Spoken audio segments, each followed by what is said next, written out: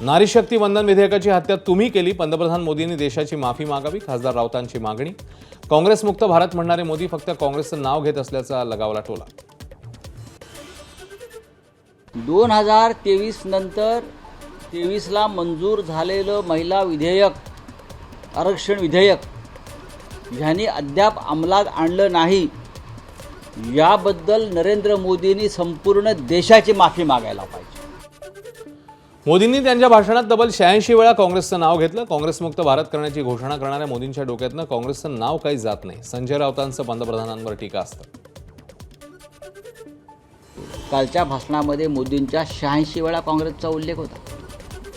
86 वेळा ते काँग्रेसमुक्त भारत करायला निघायला होते. त्यांच्या डोक्यातून काँग्रेस अद्याप गेलेली नाही. 11 वर्षामध्ये 12 वर्षामध्ये हे मोदी कळत नकळत सांगतायत की काँग्रेसशिवाय या देशाला नेतृत्व कोणी देऊ शकत नाही. हे मोदी वारंवार हे सिद्ध करतात त्यांच्या कृतीतून.